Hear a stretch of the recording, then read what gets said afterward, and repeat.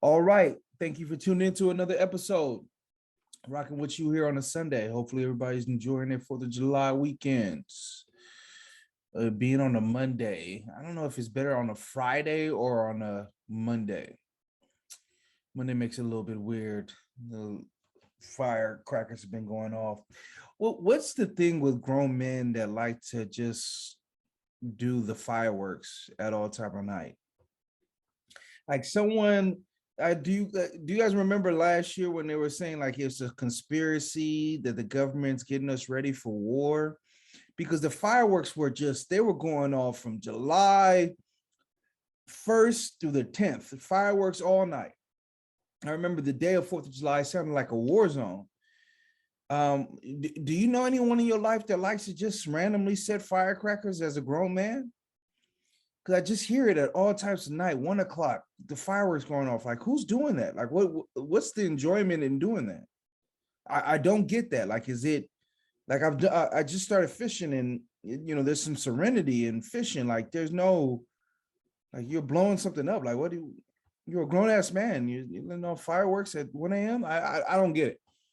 But nothing really to talk about in the league today, except Woj is coming out and saying that the Nets want a monumental package. Again, I don't understand how you think at 34 years old, with the way that he played in the last playoffs, the fact that the Nets were the only team to get swept in the last year's playoffs, like how does that equal up a monumental package?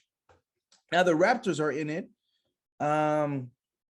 But the thing about giving the Nets a monumental package for Kevin Durant, if you trade all your players away, then you can't contend. It's not like you can trade for him and we can work it out later like they did with Anthony Davis, or you can sign LeBron and you bring in Anthony Davis and you have a window. Like with KD, you got to start winning, like not now, but right now, right? Because he's at the tail end of his prime. And he might just be out of his prime, what we saw versus the Celtics. So I thought this was going to be something that got done sooner than later, and it doesn't look like, because Ayton was like one of the bellwethers for this for me, because I was under the assumption that a lot of teams went to sign him to offer sheets, and it doesn't look like it. Detroit was the number one name in that, and then they got the kid Duran. So it doesn't look like they're interested in him either. So I don't know. Good luck to the Nets. Someone always pays the price. It's hard to argue with them when Rudy Gobert goes for 4 first rounders. I'm sure a lot of people are upset with Minnesota for striking that deal. I was listening to Bill Simmons' podcast, and they pointed out that the Minnesota GM and the owner are both new, so that maybe they just want to make a splash deal. Conley, he got overplayed, and I think he did a good job in Denver, but I mean, you drafted Jokic in the second round. It's not like you knew something that everybody else didn't know, because you would have took him in the first round if you knew it was that good. So I just don't see it, but it looks like something that's going to happen. That they're going to get this historic package. Looks like Toronto's in the mix. So, I mean, if I'm Toronto, do you try to, catch fire, lightning in a bottle again, like when they did with Kawhi? But I don't know. I just don't think that team is good enough if you trade all your players to beat Giannis, to beat all the teams that they need to beat. It came out that the Warriors are interested. I don't believe that. I think someone just threw that to a guy. I don't believe that. The Warriors just won a title. There's no way KD would go back. There's no way the Warriors will want the headache again. Everybody's chilling. Everybody's vibing. They have one headache, and I wouldn't say he's a headache, but a guy that's emotional, and I think he would admit himself he's an emotional guy, Draymond Green. Like, you don't want another one of those guys. When you get 2 of them, then that's a problem. They have their formula. They've won it without him. They've won it with him. They won it without him again. So I don't think that'll make any sense to me.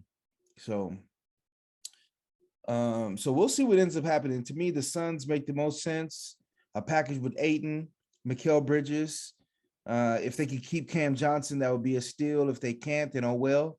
The Suns put out there that they don't care about their first round pick, so just offer the 3-4 picks, 2 swaps. And then I don't know, but I'm guessing they're saying that's not enough for Kevin Durant. But you're running through the same problem.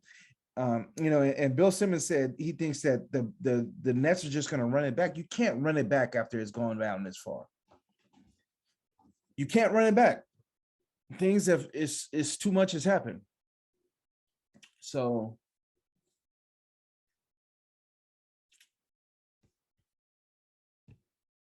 I wanted to talk about this situation with Mikal Bridges, and I don't know. I don't really. I'm just gonna actually leave it alone. It's just sad. I've never seen a situation where I can't remember one in NBA history where a guy has that much money in front of him and literally just throws it away. It's rumored that the Hornets are going to take away the qualifying offer from him and make him an unrestricted free agent. Like that never happens for good players.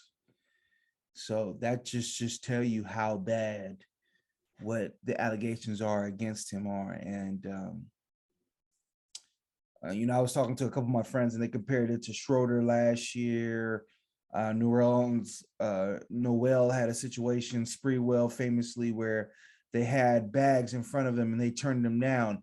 But in those situations, they wanted bigger bags. It's not like they did something to mess it up. They just thought more money was coming down the line, and it never happened. Whether it be a vice of agent or their own stubbornness, it never happened. This is you're an unrestricted free agent in the prime of your career, in the prime of your athleticism. He's a purely athletic player. He worked on his game a little bit, but I don't know. It's just it's really sad to see. So I mean, with that happening, it looks like the Hornets are just going to crater this offseason. So they might be in the sweepstakes to get that young boy. Odell Beckham said that he played the back half of the season without the ACL. I saw this. Imagine doing that. So I don't know if that's what he was told, or that's it doesn't seem like it's possible, but I mean, he would know better than me. So he's one of those free agents that's out there lingering.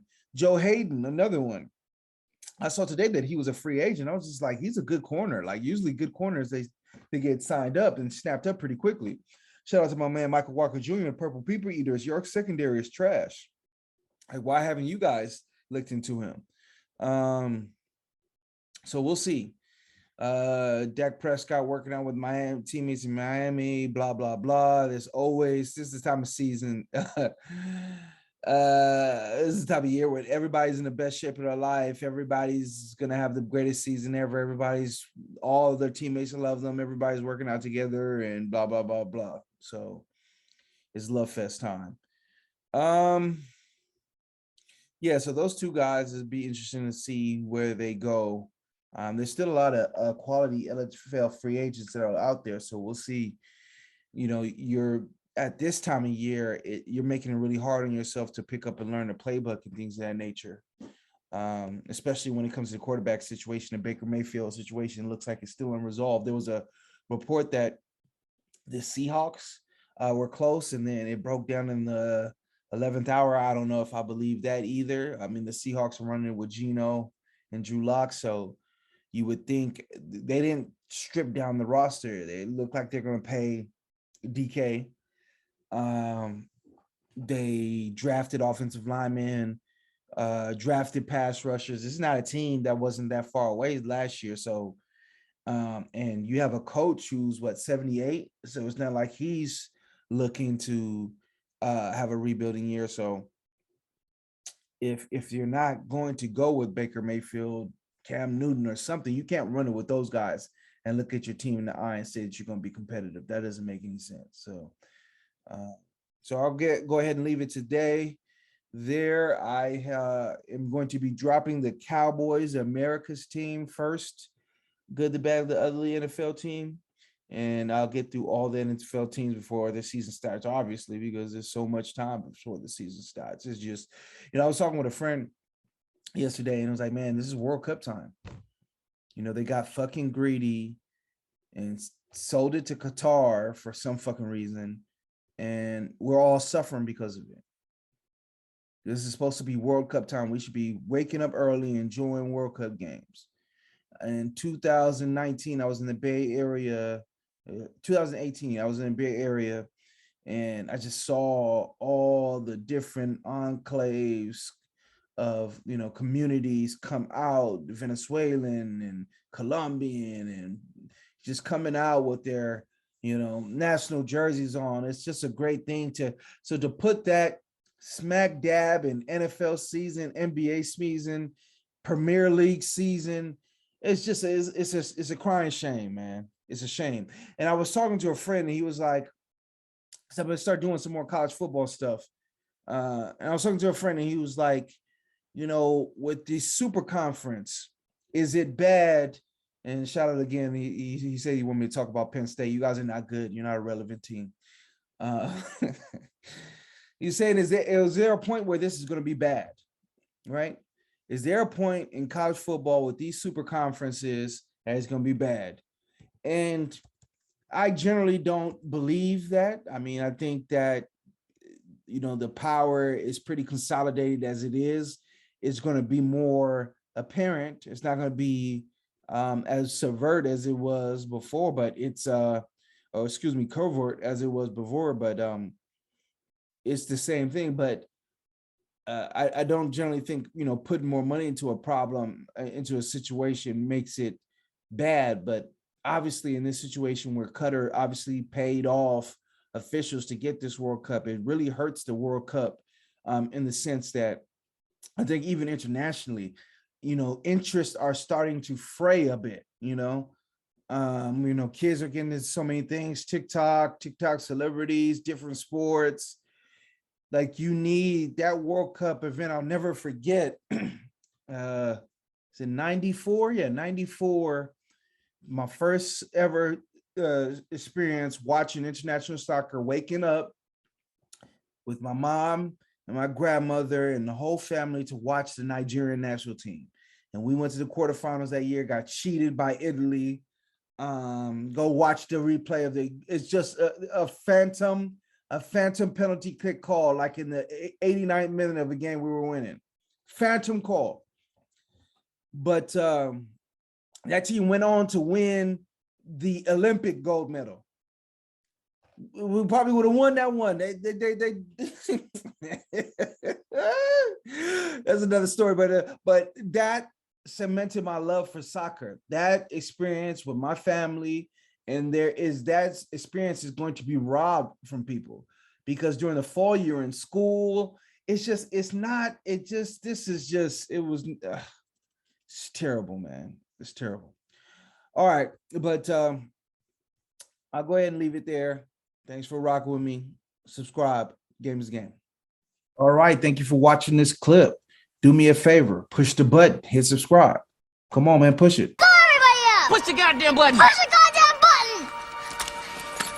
You heard what she said. Man, do what's right. You heard her. Push the button. The game is game. So what's up, man? What's up with you otherwise, The game is a game. Always.